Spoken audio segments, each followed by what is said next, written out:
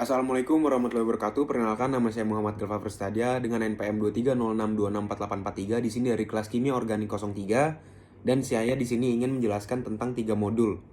Untuk modulnya itu ada modul 5, modul 6 dan modul 7. Untuk modul 5 sendiri itu adalah fungsionalisasi polimer, modifikasi rantai dan gugus samping. Untuk modul 6 cross-linking polimer dan modul 7 fungsionalisasi permukaan polimer. Nah, dari ketiga modul tersebut itu ada beberapa pertanyaan triggernya, dan di sini saya akan menjawab pertanyaan-pertanyaan trigger itu. Untuk dari modul 5 sendiri, dari nomor 1 itu ada tujuan utama fungsionalisasi polimer. Nah, itu apa sih? Nah, tujuan utama fungsionalisasi polimer itu untuk menambahkan gugus fungsional tertentu ke rantai utama atau ke gugus samping. Gunanya untuk satu, daya rekat, dan yang kedua biokompatibilitas.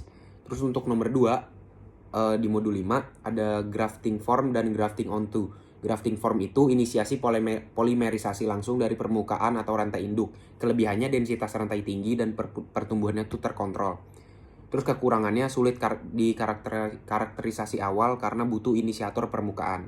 Untuk grafting onto, rantai polimer itu dibuat dahulu lalu akan ditempelkan. Kelebihannya karakterisasi awalnya mudah berbalik dengan yang tadi. Nah, ini kekurangannya reaksinya lambat dan steric hydrants menurunkan densitasnya. Untuk pertanyaan nomor 3 di modul 5, mekanisme radikal grafting itu menggunakan radikal bebas untuk menciptakan suatu situs reaktif pada polimer seperti PE atau PP, kemudian bereaksi dengan monomer gugus baru. Nah, ini banyak digunakan untuk PE atau PP karena struktur inertnya itu nonpolar tanpa gugus reaktif. Untuk pertanyaan nomor 4 di modul 5, itu ada click chemistry dalam polimer. Itu adalah reaksi kimia cepat, efisien, dan sangat selektif. Contohnya reaksi azida alkuna atau CuAC. Dan juga ada alasan populernya untuk click chemistry dalam polimer ini tidak butuh kondisi ekstrim, hasil tinggi, cocok untuk aplikasi biomedis dan bahan-bahan fungsional. Nah, untuk nomor 5 di modul 5 itu pertanyaan tentang reaksi fungsionalisasi umum. Yang pertama ada oksidasi, menambah gugus OH dan COOH itu meningkatkan hidrofisilitas. Nah, untuk sulfonasi itu menambah SO3H itu meningkatkan konduktivitas ionik pada membran elektrolit biasanya. Terus ada amidasi atau esterifikasi, itu reaksi gugus COOH dengan amina atau alkohol. Terus untuk selanjutnya pertanyaan nomor 6 dari modul 5 itu membahas tentang cara mengukur tingkat fungsionalisasi. Itu ada 2 step. Yang pertama pakai FTIR dan yang kedua ada NMR, itu struktur kimia. Lalu pertanyaan nomor 7 di modul 5 itu tentang contoh penerapan fungsionalisasi. Yang pertama ada membran penukar ion sulfonasi pada polistirena menghasilkan nafion. Dan yang kedua, efeknya membran jadi konduktif terhadap proton, cocok untuk fuel cell. Nah, untuk pertanyaan nomor 8 di modul 5 itu ada tantangan umum dan strateginya. Nah, untuk tantangannya sendiri itu ketidakstabilan gugus fungsional, distribusinya itu mungkin akan susah, jadi dia sedikit tidak merata, dan penurunan sifat yang mekanik. Nah, untuk strateginya kita pakai pemilihan kondisi reaksi yang tepat, penggunaan pelindung gugus, dan optimasi rasio reaktan. Itu untuk pertanyaan trigger question untuk modul 5. Nah, ini saya langsung masuk ke modul 6 tentang cross-linking polimer. Yang pertama ada cross-linking. Itu apa sih? Cross-linking itu membentuk jaringan rantai dan meningkatkan kekakuan atau menurunkan fleksibilitas. Untuk unsur kimia dan unsur fisiknya itu, kimia itu ikatan kovalen, kuat dan permanen. Untuk fisik itu interaksi lemah dan reversible. Nah, crosslink density tinggi itu sama dengan kaku atau rapuh. Nah, kalau misalnya rendah itu elastis tapi kurang ulet atau atau kurang kuat tuh. Ya.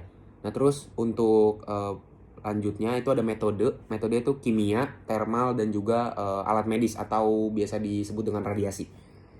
Nah terus selanjutnya ada karakterisasi, kita pakai Swilling test, habis itu ada DSC dan FTIR. Nah terus ada termoplastik, itu melunak saat dipanaskan. Termoset tidak, karena cross linkingnya itu sifatnya permanen. Contohnya karet ban, hidrogel. Karet ban itu kan elastis dan cukup kuat ya. Dan kalau hidrogel tuh dia lentur dan juga dia menyerap air. Nah untuk tantangannya sendiri dari crosslink ini adalah crosslink tuh tidak merata. Jadi solusi yang disarankan adalah kita harus kontrol proses dan homogenisasi si reaksinya. Itu untuk rangkuman modul 6 yang crosslink. Sekarang saya mau masuk ke rangkuman modul 7, yaitu fungsionalisasi permukaan polimer. Nah, untuk yang pertama itu ada modifikasi permukaan versus bulk. Permukaan itu hanya luar, sedangkan bulk atau bulk itu seluruh structure gitu. Nah, terus untuk tekniknya, plasma, ionisasi permukaan, ionisasi permukaan, gugus, OH dan juga COOH. Yang kedua, ada corona discharge atau radikal bebas atau oksidasi ringan. Terus yang ketiga, ada UV ozon atau radikal plus gugus polar. Terus kita ada gugus fungsi, itu ada min OH, min NH2, min COOH, dan itu akan ditingkatkan energi permukaan dan juga hidrofisilitasnya. Terus ada grafting from itu dari permukaan dan juga grafting onto itu ke permukaan. Kayak tadi udah dibahas di modul sebelumnya.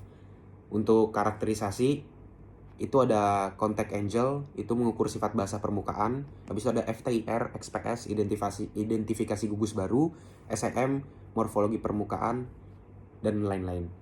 Ini untuk contoh nyatanya kayak ada alat medis dan juga ada banyak yang lainnya. Itu fungsinya tuh kayak untuk PEG meningkatkan biokompatibilitasnya.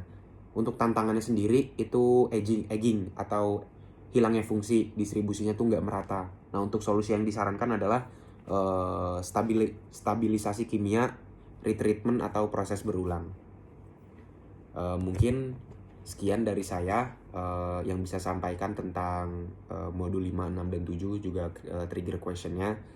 Terima kasih. Wabillahi taufiq wal hidayah. Wassalamualaikum warahmatullahi wabarakatuh.